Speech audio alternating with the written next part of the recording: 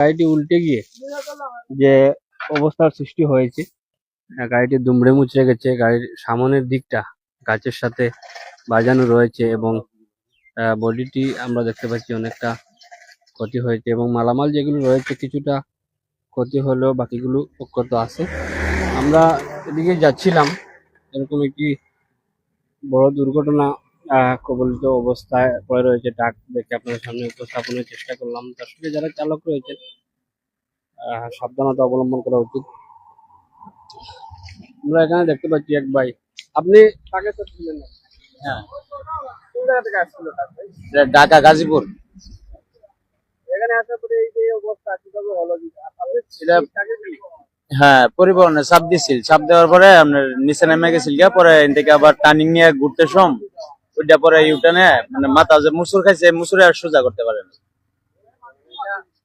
আপনি চালক না? হ্যাঁ, আমি চালাইছি। ওটা যান্ত্রিক ত্রুটির কারণে, মানে গাড়ির যান্ত্রিক ত্রুটির কারণে হয়।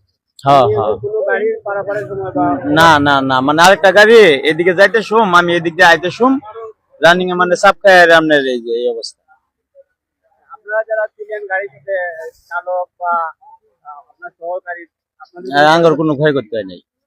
এমনি গাড়ির কতটুকু, মানে গাড়ির অবস্থা কেমন, গাড়ির কেমন ক্ষতি গাড়ি হয়েছে? এমনি আপনার 1-1.5 লাখ টাকা 2 লাখ টাকার মতো খরচ হবে।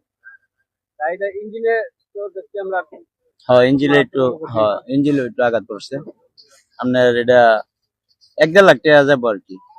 এটা কি এই যে আমরা দেখতে পাচ্ছি এই সিরামিক কোম্পানির গাড়ি নাকি আপনাদের? না না, এটা আঙ্গুর মালিকানা, মানে আমরা এই কোম্পানি থেকে টিপ মারি সব সময় আর কি। আপনারা ভাড়ায় চালান? বাড়াই চালাই। কোন জায়গার গাড়িটা ভাই? এটা মাওনা গাজীপুর। দর্শক, এখানে আমরা চালককে পেলাম, উনি বললেন যে আসলে আহ ওনারা আসতেছিলেন, পাশে একটি গাড়িকে পাস দিতে গিয়ে নিয়ন্ত্রণ হারিয়ে এই দুর্ঘটনার অবস্থা সৃষ্টি হয়েছে এবং ইঞ্জিনে মারাত্মক ক্ষতি হয়েছে তিনি জানালেন। এবং যারা রয়েছিলেন চালক সহকারী, তারা কোনো দুর্ঘটনার সম্মুখীন হননি বা তাদের কোনো ক্ষতি হয়নি। এবং আমরা দেখতে পাচ্ছি যে মালামালগুলো সেগুলো কিন্তু প্রায় ভালোই রয়েছে এবং যে কিছুটা ক্ষতি হয়েছে এবং গাড়ির খুবই অবস্থা বাজে। এখানে স্থানীয় একজন আঙ্কেল রয়েছেন, আপনি এই বিষয়ে কিছু বলবেন কিনা, দেখছেন কিনা, কখন দেখলেন, আপনার বাড়ি কি এখানে? আমরা সকালে দেখছি শেষ আর কইতে পারবো রাত কটার সময় পড়তে না পড়তে যেতে পারবো।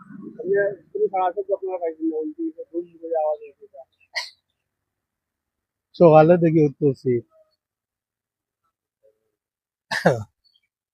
দর্শক, আসলে এখানে ভোর সকালে হয়, আশপাশের যারা বাড়ির মানুষ তারা ভোর সকালে উঠে দেখতে পাচ্ছেন যে এই দুর্ঘটনা কবলিত অবস্থায় জয় রয়েছে একটি ট্রাক।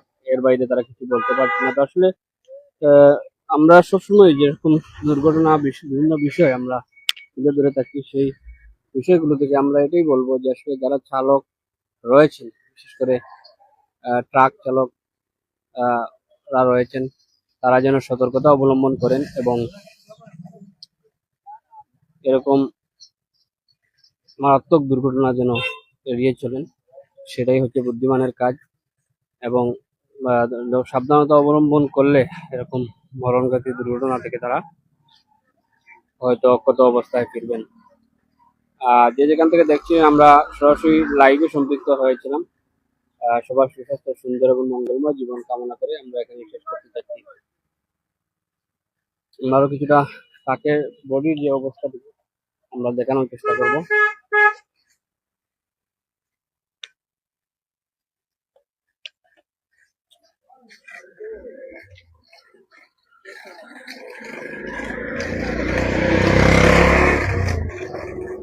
দর্শক, দেখতে পাচ্ছেন সেই ট্রাকটি খুবই বাজে অবস্থায় রয়েছে এবং